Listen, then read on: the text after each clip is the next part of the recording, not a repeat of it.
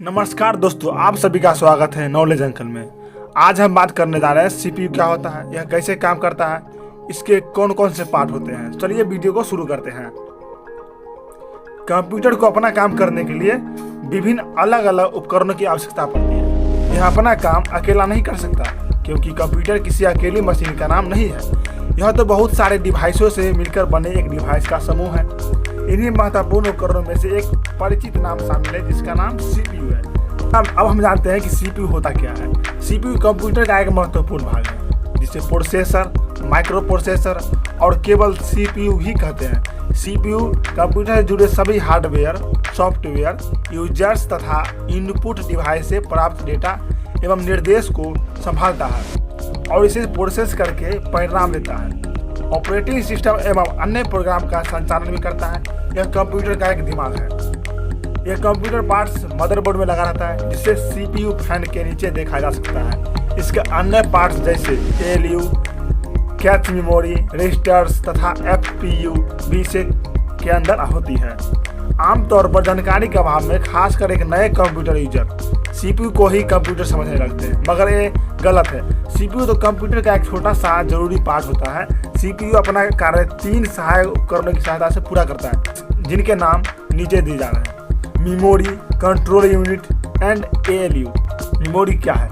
Memory को आप computer का गोदाम या भंडार भी कह सकते हैं। इसमें डाटा को स्टोर किया जाता है। सीपीयू प्राप्त निर्देश को डाटा को पहले अपनी स्मृति भंडारित करता है, फिर दोबारा डाटा को प्रोसेस करने के बाद भी उसे मेमोरी में ही स्टोर करता है, जिसे यूजर कभी इस्तेमाल कर सकता है। इस कार्य के लिए कंप्यूटर अलग अलग मेमोरी काम में लेता है। जिसे मेमोरी में रखा आता है उसे प्राथमिक मेमोरी कहते हैं, और जिस मेमोरी में प्रोसेस डाटा भेजा जाता है उसे द्वितीयक मेमोरी कहते हैं। यानी कि प्राथमिक मेमोरी को RAM रैम कहते हैं और द्वितीयक मेमोरी हो गया ROM रोम। चलिए आगे जानते हैं control unit. Control unit CU भी बोलते हैं। कंप्यूटर का मैनेजर होता है जो सभी ऑपरेशन को नियंत्रित करता है। Control unit memory logical unit input output device को बताता है कि किसी प्रोग्राम से प्राप्त निर्देश को किस प्रकार पालन करना है। यह मेमोरी से निर्देश प्राप्त करती है और इसे डिकोड करके सेंट्रल प्रोसेसर को भेज देती है। फिर उस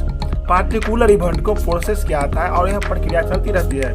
आगे जाते हैं एएलयू क्या है। इस प्रोसेस पार्ट यानी कि एएलयू का पूरा नाम अरिथमेटिकल लॉजिकल यूनिट है। यह यूनिट सिर्फ 2 कार्य करती है। पहला, डाटा पर गणितीय क्रिया करना और दूसरा परिणाम देना। एएलयू सीपीयू की सबसे कॉम्प्लेक्स और इम्पोर्टेंट पार्ट इकाई होती है। अरिथमेटिकल लॉजिकल यूनिट गणितीय क्रियाओं में जोड़, घटाव, गुना, भाग इत्यादि करता है और निर्णय देने के लिए डाटा का मिलान, तुलना करना, छांटना इत्यादि, फिर किसी निर्णय पर पहुंचता है जिसे आउटपुट कहा जाता है। एक काम पूरा होने के बाद पुनः दूसरा काम करने के लिए यह प्रक्रिया दोहराई जाती है। सीपीयू कोर क्या है?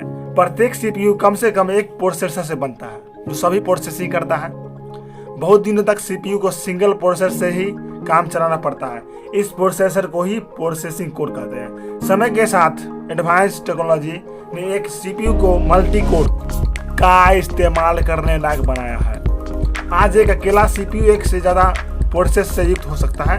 इन प्रोसेसर की संख्याओं के आधार पर ही सीपीयू का नामकरण किया जाने लगा है। डुअल कोर, जिस सीपीयू में 2 प्रोसेसर होते हैं, और डुअल कोर प्रोसेसर आपने कंप्यूटर स्टोर में सेलर को कहते सुना होगा कि यह डुअल कोर प्रोसेसर है। चलिए अब जानते हैं क्वाड कोर के बारे में। वह सीपीयू जो 4 प्रोसेसर मिलकर बना होता है उसे क्वाड कोर कहते हैं। Intel i5 processor quad core processor में गिने आते हैं। आगे हेक्सा कोर। अब तो आपको भी अंदाजा लग गया होगा कि हम कितने प्रोसेसर बताने वाले हैं। आपने सही पकड़ा है, 6। जिस सीपीयू में 6 प्रोसेसर होते हैं उसे हेक्सा कोर प्रोसेसर कहते हैं। आईटेल i5 के कुछ प्रोसेसर तथा आईटेल i7 प्रोसेसर इस श्रेणी के प्रोसेसर है। ऑक्टा कोर, सीपीयू में 8 प्रोसेसर होने उसे ऑक्टा कोर प्रोसेसर बनता है। आईटेल i7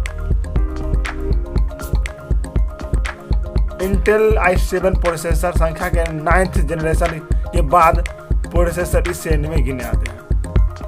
हमें उम्मीद है कि यह आपको वीडियो अच्छा लगा होगा। अगर वीडियो आपको अच्छा लगा तो हमारे चैनल को सब्सक्राइब कर ले और बेल आइकन घंटे दबा दें। साथ ही साथ आप इस वीडियो को शेयर भी करिए। फिर मिलते हैं अगले वीडियो में। तब तक के लिए आप सभी को थैंक यू।